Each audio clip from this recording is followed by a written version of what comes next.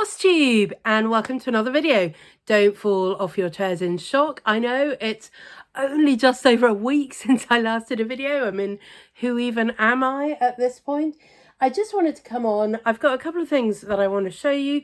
I've got a list of things that I kind of want to talk about, but particularly I wanted to do a Flosstube sooner rather than later because I wanted to make sure you know about a couple of giveaways that are going on for copies of my cross stitch patterns. So let me start with that, and then we'll come on to a little bit of stitching that I've been doing, and then some other things that I wanted to mention. So the first giveaway, I'm running this on my Instagram feed. I am Ros Clark Craft, no spaces, over on Instagram. It is for 2 copies, PDF copies of my Christmas bundle.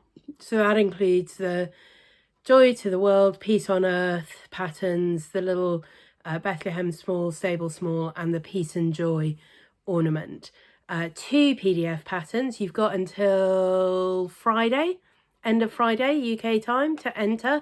You need to be following me on Instagram, and you need to leave a comment on the particular post. I will put a link in the description bar below to the specific post where you need to comment.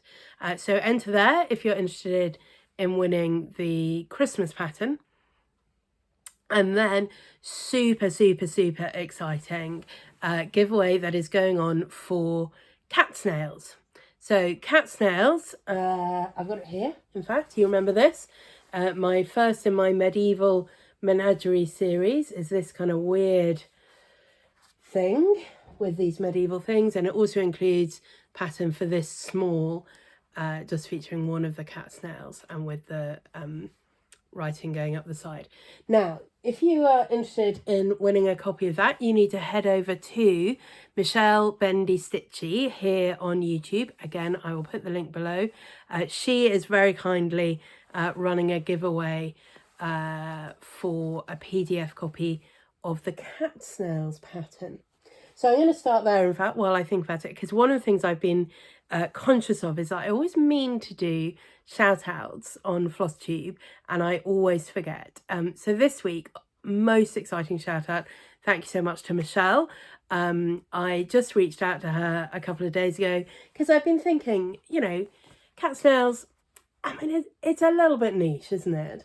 And I was thinking, who do I watch who I think would like the cat snails pattern? And lots of people I watch, you know, stitch very traditional samplery kind of things, or, you know, what you'd call pretty or contemporary cross stitch.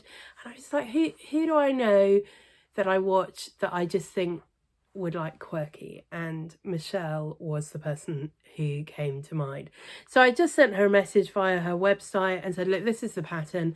I'd love to send you a copy. I'd love to give away a copy to one of your viewers. And she was like, yep, let's do it. So go and watch that. She's very kind.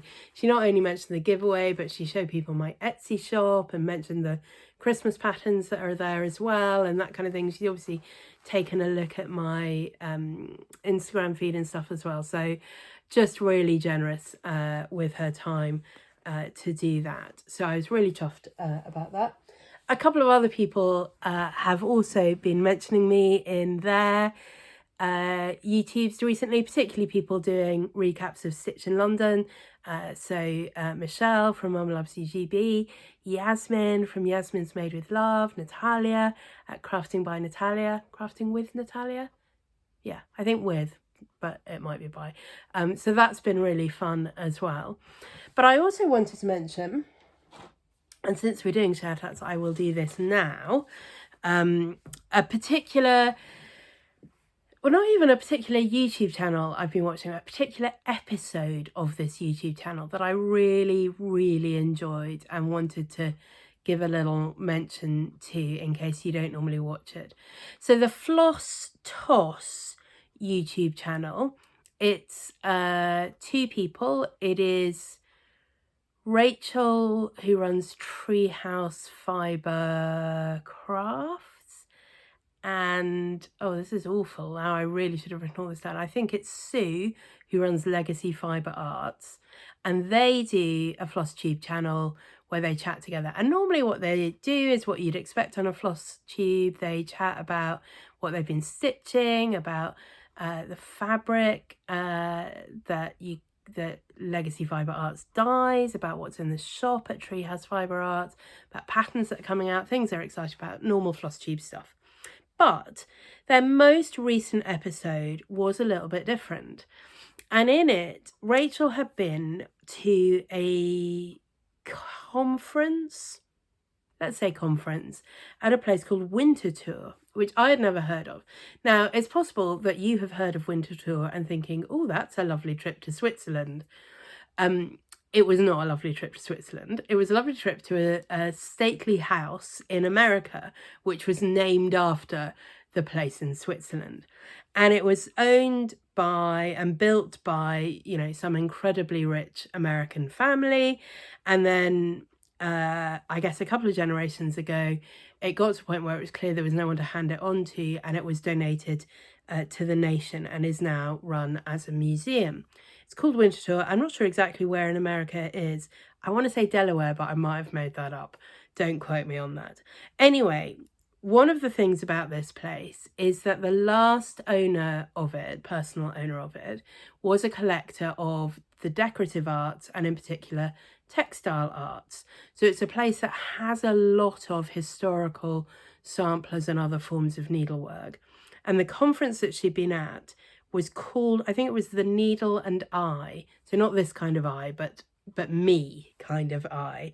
And so lots of papers talking about the interaction between the needlework and stitching and the person behind that. So it's really fascinating. She was sort of telling us about the place and the papers that she'd been to and the behind the scenes tour that she'd been on. But also she then had spotted a sampler which had a place name on it. There's the name of the local place where she lives. And so then she was doing research into this sampler and the girl who'd stitched it and the school that it turned out she'd been at, and just it uncovered this huge amount of social history that was just fascinating, a whole part of history that I didn't know really anything about. But also as they're having this conversation and she's sort of telling Sue about it and she's telling the rest of us about it, they're discussing our own needlework and how that is a expression of who we are, but also a contribution to our family history, our local history, what that might mean in terms of, you know, personalizing your samplers. And one of the things that was really fascinating was she's able to show us that the samplers she had seen was very similar to other samplers that had been stitched in this place, very distinctive. You know, they were not designing their own individual samplers, but they were personalizing the charts that they were using. Yeah, so I really enjoyed it. I watch them pretty regularly. I like listening to their normal Flosstubes, but I really recommend that particular episode about the Winter Tour convention. So I will put a link to that specific episode below, and if you enjoy it, do go and check out the rest of the channel as well. Okay, I think they were all the shout outs that I meant to do. I'm going to go back and do stitching, which I'd meant to do first, but anyway, we got a bit carried away. So first of all, I finished this, and as you can see, I've fully finished this. Let's hold that there. Let's see if we can get a nice YouTube cover shot. There we go. So this was the freebie kit from the Stitch in London retreat by Yasminsmadewithlove. It is not precisely following the kit. I initially went wrong because I stitched this border first and I stitched it as a square, and it's meant to be a rectangle that finishes about there. So then I ended up moving some other stuff around and changing all kinds of things. I made mistakes in the lettering, so I ended up changing that. And then I put the bobbins there, and then there was supposed to be a little alphabet here. But what I did was I moved the crown and the ER logo were supposed to be here. And I thought because I'd got this extra room here, they would fit quite well at the bottom. And then, so then I added, because obviously things have changed since this was designed. So I added in the Charles insignia there as well. There was a stitched Union Jack here, but I wanted to include this needle minder that someone at the retreat gave us. So I didn't stitch the Union Jack, I just put that in. And then I was left with this space here, and I thought I would just add another little stitching thing. So I just did a little needle with some thread. Anyway, you know, there are mistakes everywhere. There are mistakes on this guard. For some reason, I don't know why I did this, but I just gave him a double-breasted coat, which he's not tasked with a double-breasted coat. Coldstream guards don't have double-breasted coats. But as I was stitching it, that suddenly appeared, and I'm like, okay, well, he's got a double-breasted coat. See me. So yeah, there are mistakes all over it, but as a sort of finished thing, I think it's a pretty cute memory of a really lovely weekend. The pom-pom trim came in the kit. The tartan fabric came in the kit. The mat board that's in here came in the kit, although I had to cut it to fit the different size of thing that I had ended up with. I used a little bit of the excess tartan fabric just to make a hanger for it. And I'm pretty pleased with that. So that's my fully finished item. In fact, it's my only finished item. I don't know why I said that. I haven't finished anything else. But I have been working. I've been working on the next one in the Medieval Menagerie series. I had to undo, I'd done some border and I'd done counting wrongly. So anyway, I've put in the outline of this ginormous elephant, and I've finished stitching this little elephant, although there is going to be some stuff to go up here. The border ends just at the bottom of the little elephant's feet. So I've got to go and finish that as well, and this elephant and the stuff here. I'm really hoping to get this done within the next week or so. If I focus on it quite hard, I think that might be doable. And I'd love to get the pattern out within a couple of weeks or so. The pattern needs some tweaks that I've noticed as I'm stitching, which is one reason why I don't feel very confident at this point using model stitches, is because I know that the patterns as I design them always end up getting tweaked, sometimes quite significantly, as I'm stitching them. So for example, on this one, excuse me, just hit my stand. I'm filming a slightly different setup today, and I'm sorry, it does seem a bit wobblier. Anyway, here where I'd done the elephantine, I'd originally charted it with a green line going through the middle of the background, and as I was stitching it, I was like, that's not going to work, it's going to be too distracting. So I ended up putting an orange line through and things like that. And actually this elephant had quite a lot of changes to the way I stitched it compared to how I charted it, and I think it's the better for it. So I don't know if I will ever get to the point where I can just design something and then send it off to a model stitcher and be confident it will be what I want. But at this point, I know I need to stitch things in order to make sure that the finished product is the best that it can be. And yeah, that's just part of the process for me. So I don't know, I am planning to work on this quite hard in the next week or so, and maybe try and get the pattern out within a couple of weeks. We will see. So that is what I've been stitching on, those two things. I've got some plans, but none of them are going to happen until I finish the elephant pattern, so I'm not going to tell you about those. So then I think mostly what I just have, and part of the reason I wanted to do a Flosstube, even though I've not got loads of stitching to do, is I have lots of thoughts about things, and things that I have been thinking about for myself, and then just talking to one or two other people at the retreat, thinking maybe other people need to hear some of this as well. So yeah, in fact, before we get to that, one other thing I did want to mention, you know, the war in Ukraine is still ongoing and it's still pretty horrific. And I know there are some Ukrainian cross-stitch designers who people know and have been consistently trying to support. I just heard of another one the other day who has some really pretty patterns. She's called The Coast Primitives, That's her Etsy shop. I'll put a link below. And the coast that she is on is the coast of the Black Sea. She is in Odessa, or at least her Etsy shop is listed as being in Odessa. She has some kits, but she also has some PDF patterns. Yeah, they're pretty and they're fun, and it just seemed like a good moment to have another reminder that that is still ongoing and those people still need our support.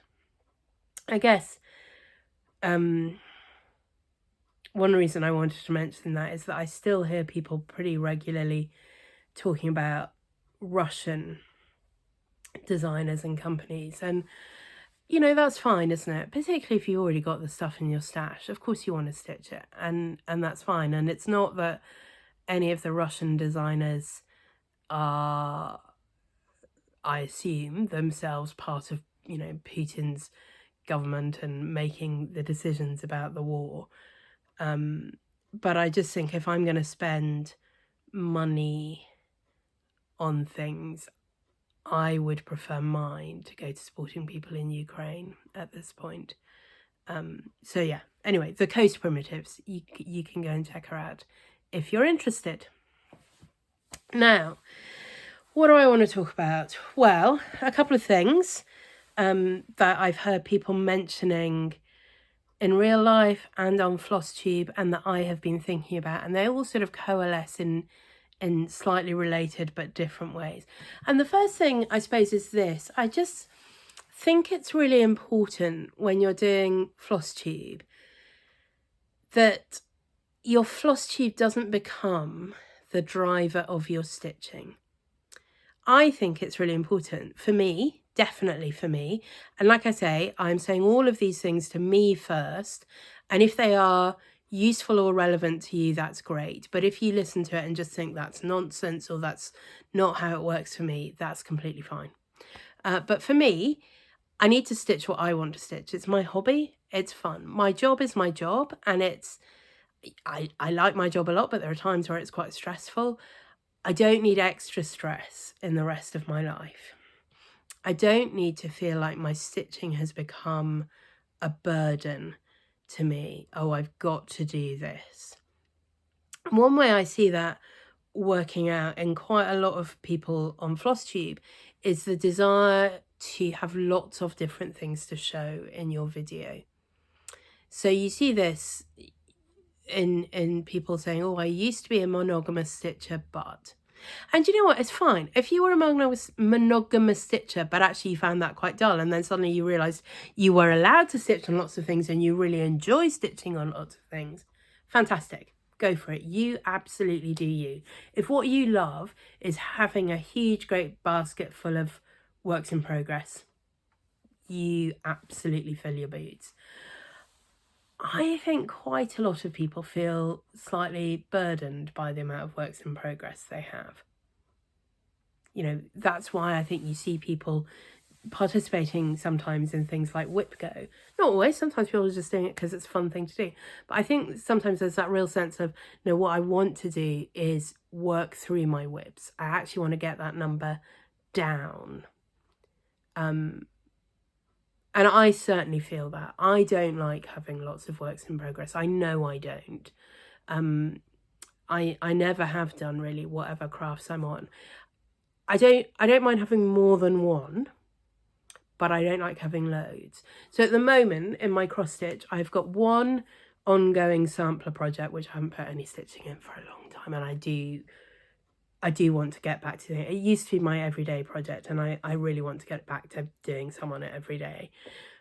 And then I'll maybe have one or possibly two other smaller projects.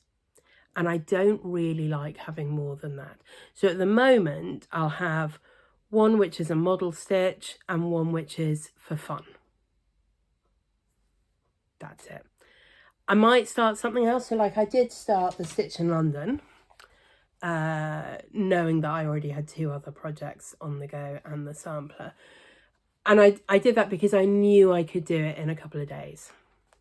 And that's fine. If it's something I know I can do in an evening or a couple of evenings and then be done with, and I will do it and I will finish it, that's okay, because that's not adding to the list of whips.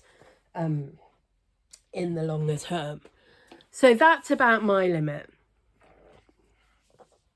1 really big project and 2 smaller projects. And partly therefore, that means I don't film all that many Flosstube videos, because there's not always loads of stuff to show. But also because the things I tend to work on are mostly smaller projects, it means I get more finishes. I don't know that it's all that much more interesting to watch a Flosstube video where someone shows you 15 different things that they've put, 20 stitches in on each of them. And I'm like, okay, I mean, I saw that last time and it really doesn't look very different. I would rather sometimes, I think, see fewer projects that have made more substantial progress. And I also think it's fine to not have a video every week if you haven't got any progress. I think that's fine. Or, chat about other stuff. That's also fine. So, yeah, I think, if you love the whips, if you love having loads of stuff on the go, if you want to change projects every 5 minutes, do it. But don't do it in order to make what you think will be a more interesting Flosstube. For me, that's the wrong way around. So it's interesting, one of the people I watch pretty regularly and have done for a long time is Olivia from Pumpkin Hollow Quilts. And she's somebody who has said this quite explicitly, that actually she used to be a monogamous stitcher. She started doing Flosstube. She ended up with this huge, what she calls the mocking basket of whips, all the things that she started and sort of sit there mocking her that she should finish them. And she had this really complicated rotation of things she'd work on different days of the week and how many hours she put on this and do that. And she's like, actually, I find that quite hard, constantly shifting from one project to another and trying to get your head into it. And it does take a moment, doesn't it? You try and remember, oh yeah, this symbol on this chart means this colour, whereas on the previous chart it was a different colour, and all the sort of things that go with that. And actually she has simplified quite a lot the way that she stitches now. So she'll stitch for at least 5 days on a project before switching to something else, which even that doesn't sound like a lot to me, but it's a big shift away from the kind of way she used to do it. And I don't think her videos have become less interesting as a result. So don't let your Flosstube drive your stitching. Make sure that you are stitching for yourself, what you want to stitch when you want to stitch it, and have fun with that. I think related to that a little bit is the way that Flosstube affects our purchasing. So I know this is true for me. I can spend a really happy Saturday afternoon or a weekday evening watching Flosstube, and at the end of it there'll be a whole list of things I want to buy that at the beginning of the evening I didn't want to buy because I didn't know about them and I was quite happy living without them. I don't need all the things, but I see people with all the things and I think, oh, that looks really great. Oh, I would really like that. Oh, that new tool looks interesting. Oh, I haven't come across that floss company. And suddenly you're Googling and you're looking at the shops and you're seeing all the things and you're thinking, oh, maybe. And then they're in your basket and then the next thing you know, they're being delivered to your doorstep. Now, that's fine. I mean, there is no judgment, again, about how much you spend on your cross stitch. There really isn't. Brenda from Brenda and the Serial Starter recently was talking about this and, the sort of huge amount of stash that she has in her basement. And that makes her really happy. And that's great. As long as you've got the money. I mean, if you're then struggling to pay your heating bills because you spent all the money on cross stitch, you probably need to rethink your budgeting. But if you've got the money and that's what you want to spend it on, absolutely, there is no judgment on that. But I think particularly at the moment, a lot of us are working out what our budgets are going to be. There is a cost of living crisis, certainly here in the UK. Fuel bills are going up pretty dramatically. Inflation is going up pretty dramatically. So, basic things like food and petrol are really expensive at the moment. A lot of people have got less disposable income at the end of the month. And I guess where this is coming down to is that I am not going to do haul sections in my videos anymore. I'm not going to do a section video where I just show you what I bought. I don't know. I like watching haul sections. I will watch haul sections on other people's videos. I'm not saying everyone should do this. For me, I don't want to be complicit in subconsciously making people want things that they can't afford, or even buy things that they shouldn't have really done when they probably should have saved the money for something else. The reality is you don't have to spend a lot of money for cross-stitching to be your hobby. You can spend a lot of money, and like I say, if you want to and you've got the money, great, no judgment, do it. But a lot of us don't have a lot of money. I don't have a lot of money, but I have a bit more than I did a few years ago. And, you can stitch freebie charts. There are a lot of freebie charts on the internet, and they're really great. Most of them are smalls, but not all of them. If you're looking for free sampler, I have one on my website. There really are free things that you can stitch. You don't have to have expensive materials. You can buy pretty cheap Aida and linen on Amazon, on eBay, from D-stashes. If you want it to be dyed beautiful colours, try learning to dye yourself. You don't have to buy the really expensive hand-dyed linen that's mostly imported from America or Australia, and it costs really quite a lot of money for quite small amounts of it. I buy quite a lot of dressmaking fabric as well, and I do gulp when I work out prices per meter of cross-stitch fabric. It's not cheap, but you don't have to have the really expensive fabric. And like I say, if you'd love it to be dyed, try dyeing it yourself. Try really simple coffee and tea staining of fabric can transform your plain white into something, much more subtle, if that's the sort of look you're going for.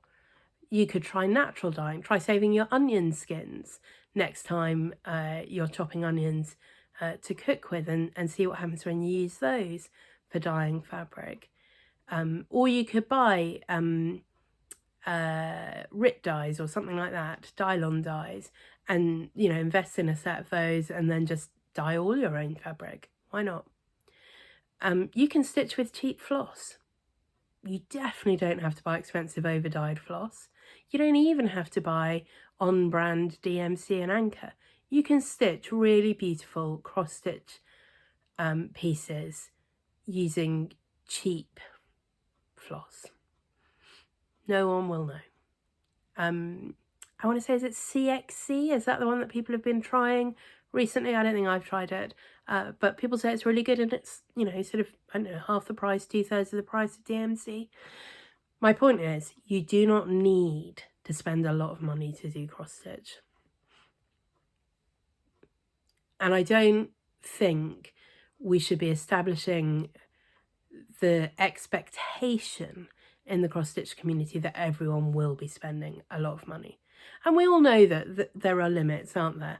There are some people who have every pattern going and every handcrafted beautiful accessory going. And, there are some people who can spend hundreds and hundreds of pounds on a beautifully handmade floor stand. And there are some of us who can't, or who could but don't. And it is fine. It is really fine. And I think I would like to be part of a making the cross-stitch community accessible rather than making it feel elite. I don't even know if those are quite the right words that I mean, but I don't want to make anyone feel like it is out of reach for them. If you want to stitch, you can do it, I promise, for very little money in the end. And there are lots of ways you can do that, of making it cheaper for yourself. So I'm not going to be sharing haul. Obviously, I will be talking about the things that I am stitching, so you'll get some idea of what I've bought, at least at the point when it gets used, but not just stuff that is building my stash. And part of that is because I want to be acquiring less stash. So this leads on to the next thing. Sorry, I'm still at the end of a cold and my throat is a little bit...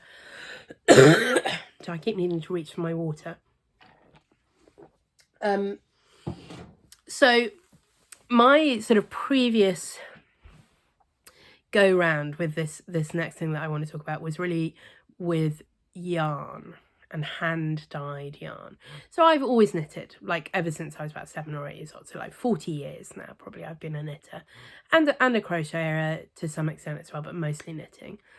And I guess about 15 years ago, something like that, 10-15 years ago, I came across the world of hand dyed yarns from independent dyers.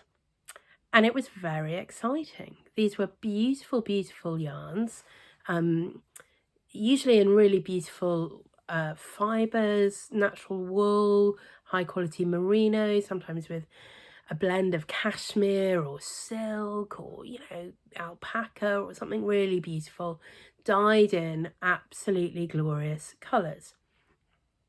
And the particular shop I used to use a lot, it's called Posh Yarn, which still exists, although they've gone to a slightly different model.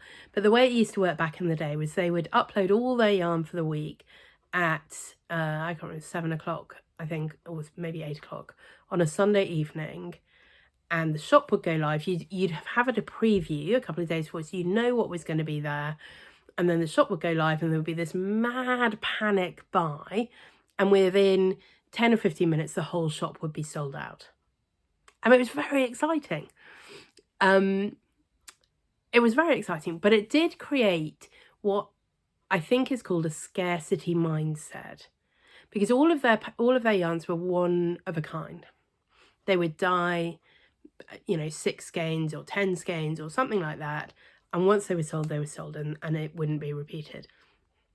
So if you saw something you liked, you knew that this would be your only chance to buy it and you'd have to get in quick. And that definitely for me made me buy a lot more than I otherwise would have done. And I still have the stash to prove it.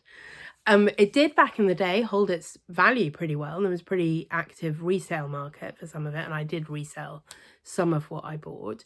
But you know, I have plenty, particularly given that at the moment I've got an issue with my hand that means I can't really knit. And what's interesting to me is watching over those sort of 10 years or so, how the supply and demand has changed. The demand hasn't been sustained at that same kind of level. And some yarn dyers have gone out of business and some have pivoted to slightly different models, and, you know, they're sort of finding their way. But part of it is, I think, that this scarcity mindset that I think we all had, because it was a new thing, this idea of being able to buy hand-dyed independent yarn. And so it felt quite rare and it felt quite limited. And, you know, you couldn't just go into a local shop and buy it. So you'd go to like a yarn festival and there'd be all the stands there and you'd be like, well, I have to buy it now because, you know, I don't know when I'll be able to buy it again. I think all of that created an inflated level of demand compared to what there really was. Many people like me ended up with large stashes beyond what we were realistically going to knit at the time. And that's fine. I still love the yarn that I bought. I will get to knit with it one day. I don't need any more yarn. Not now and not for a long time. And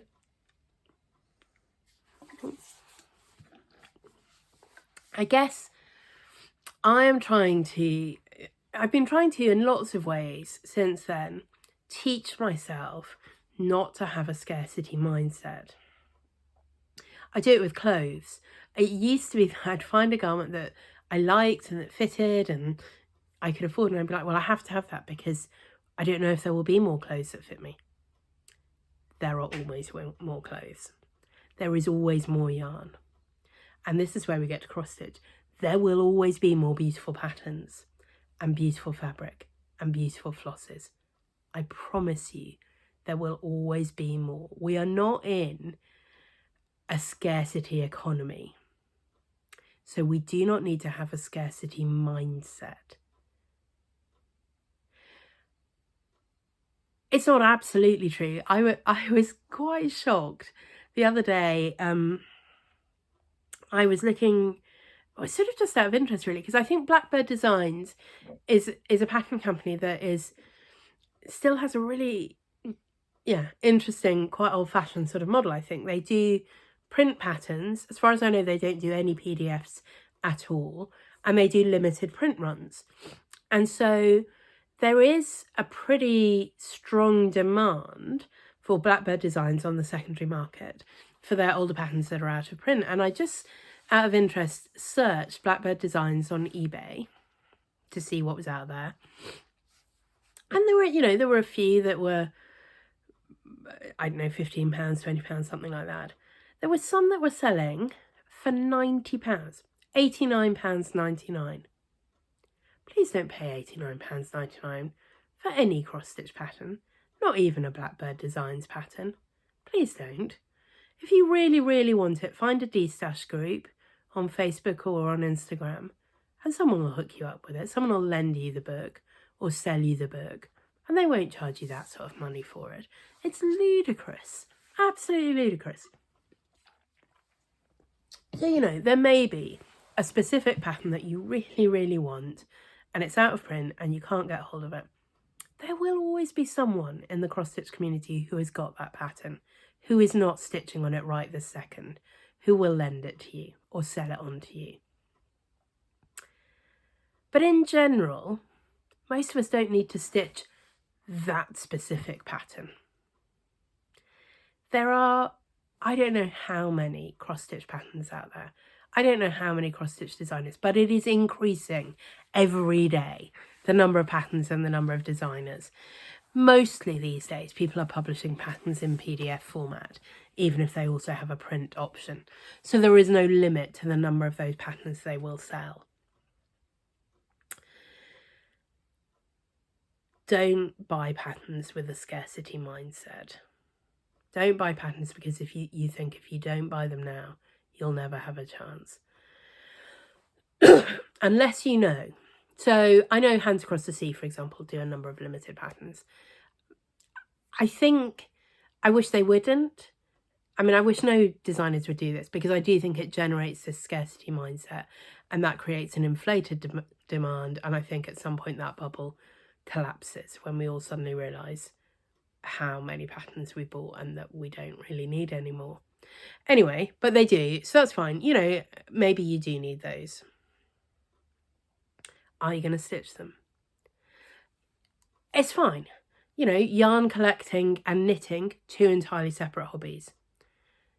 Cross-stitch stash collecting, cross-stitching, two entirely separate hobbies. I get it.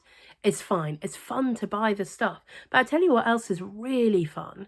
To think, oh, I want to stitch something new now. I'm going to go and look and find a new pattern and buy it now and start it straight away. I mean, that's really fun. And it's even more fun if you can do that without the guilt of knowing that you've got a whole pile of stuff that you've already bought and you've already kitted and that you probably ought to start. Not least because the things that you get and you kit up and you're excited about aren't necessarily the same things you'll be excited about in 2 years' time when you finally get around to stitching them. They might be. You might still really love them, but you might have come across something else that you love even more. Or your taste may have changed slightly. Or where you're displaying things in your house may have changed slightly and it's not really going to go. You don't necessarily need a huge stash. Now, I'm not saying I'm against the stash. I think the pandemic showed us all the value of having a large stash of things we could get on with in our own homes without needing to go shopping. I am not against a stash. I think I am just saying to myself, and if it's relevant for you, to you, be just mindful, I guess, of what you're buying and why. Are you buying that because you genuinely want to stitch it and that you have a plan for it and you know what you're going to do with it and you're excited to get started? Are you buying it because everyone else is buying it and you kind of want it as well? Maybe you don't need to. Are you buying it because you're scared that you might want to stitch it and you might not be able to get it again? You probably don't need to buy it. You probably don't need to buy it. So just, be mindful of that. There are some real issues. I know there've been some real supply chain issues around fabrics in the last couple of years. Yeah, that's a thing. But in general, we're not in an industry where there is scarcity. There will always be more floss, more fabric, more patterns. It's okay if you don't own it all. Okay, so that is me. I don't need to own everything. I'm not going to share with you what I'm buying. I am going to stitch what I want to stitch when I want to stitch it, no matter what that does for how boring my Flosstube videos become. Yeah, let me know what you think. Do you find yourself stitching things or picking up more different things to stitch because you think it'll make for a more interesting Flosstube episode? Do you find yourself buying things that you can kind of think, I don't really think I needed to buy that? Do you find yourself buying things just because you've seen them on so many people's Flosstubes that you get persuaded that probably you should need it and then you kind of wish you hadn't? Do you think the Flosstube community or the cross-stitch community more generally really is accessible and welcoming to people of all budgets? Or is there a sense that you feel like you need to have the expensive things, the fancy floss, the nice fabrics in order to belong? I don't know. One final thing. I've been meaning to mention this for ages. So one really great way of avoiding enormous amounts of pattern stash, well, sort of, I mean, you still get lots, but it's all digital, is to get yourself a subscription to Readly. So Readly is a magazine app. You can read all kinds of magazines on there, fishing magazines and photography magazines and whatever. So it's quite a good thing if you've got a partner who's interested in different stuff to you. There's probably stuff on there that they'll enjoy. But also you get craft magazines, whole range of craft magazines, including cross-stitch magazines. The main cross-stitch magazines on there, things like World of Cross-Stitcher, Just Cross-Stitching, Cross-Stitcher, and X-Stitch Mag is on there, which I really appreciate.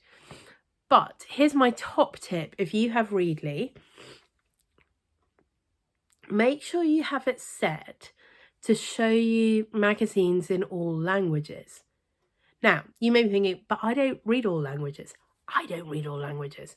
I basically only read English. I know little bits of other languages, but I basically only read English. But here's the thing. To read a cross-stitch chart, I don't need to read the rest of the magazine. I need to be able to see the chart, the symbols, the threads that are always in DMC. Bob's your uncle. So there's an Italian one I really like that's, I think, called Il Punto Croce. There's a German one whose name I cannot remember, but I think it is the German for cross-stitch. And there are probably others as well that I'm now forgetting. So it's just worth having.